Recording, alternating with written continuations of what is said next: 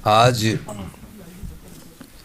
वित्त मंत्री जी ने बजट रविवार वाले दिन रखा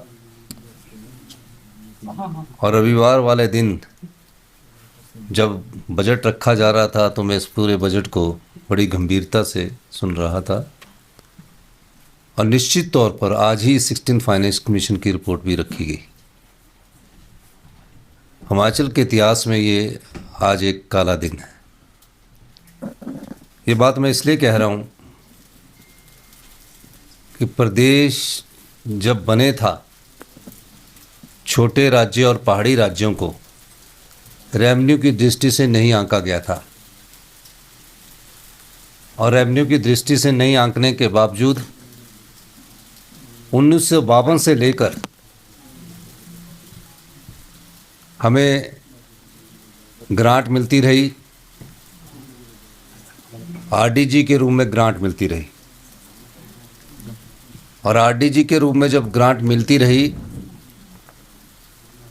तो प्रदेश में जो कभी भी रेवेन्यू सरप्लस स्टेट नहीं हो सकते थे, उनको ग्रांट के रूप में जो डेफिसिट होता था उसके रूप में रेवेन्यू डेफिसिट ग्रांट दी जाती थी। संविधान के अनुच्छेद 275(1) में केंद्र सरकार में राज्यों को state specific revenue deficit grant दी जाती है।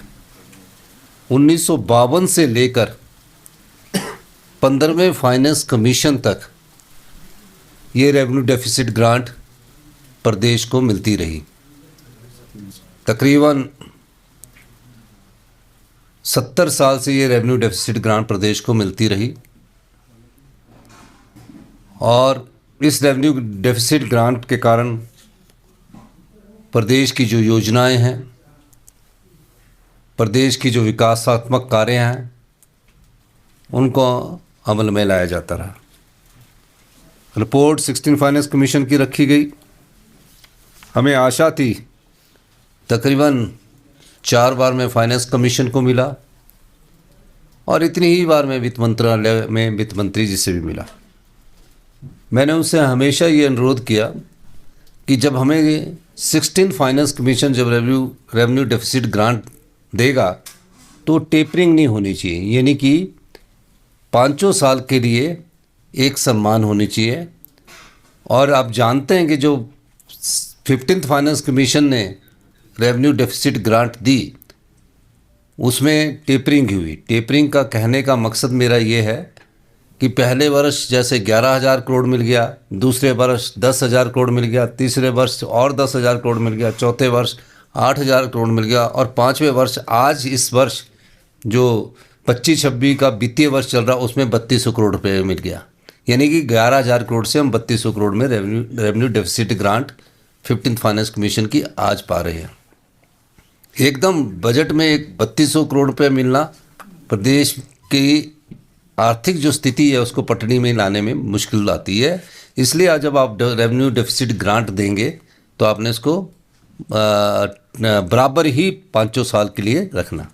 15th फाइनेंस कमीशन जब था और जब तक 15th फाइनेंस कमीशन की रिपोर्ट नहीं आई थी, प्रदेश में 15th फाइनेंस कमीशन ने जो आरडीजी दी थी इंटरिम रिपोर्ट के रूप में, जो कि 2020-21 में इंटरिम रिपोर्ट सबमिट की गई। जयराम ठाकुर जी की सरकार थी, भारतीय जनता पार्टी की सरकार थी।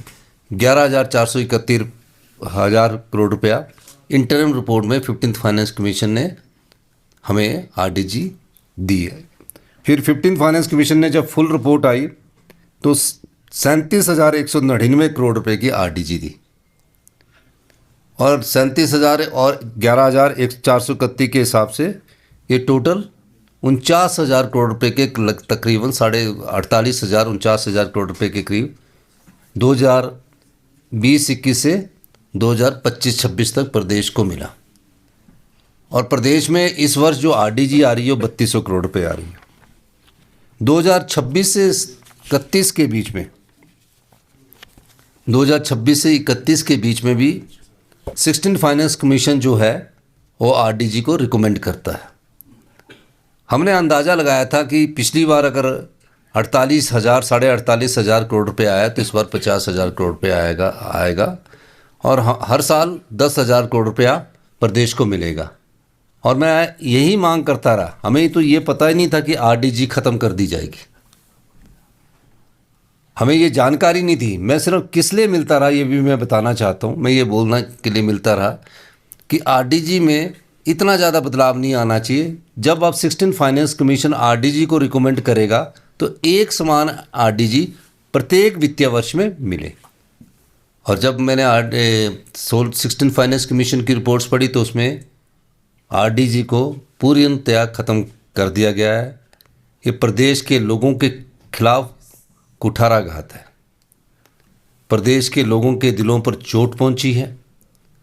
भारतीय जनता पार्टी के जो संसद सदस्य हैं वो ये सोचते हैं कि जो सत्ता में बैठे लोग हैं, जो सत्ता में बैठी सरकार है, उसी का सिर्फ दायित्व बनता है। ये गलत बात है। प्रदेश के हितों के लिए सभी लोगों का दायित्व बनता है और हम सब लोगों को मिलकर प्रदेश के हितों की रक्षा करनी चाहिए।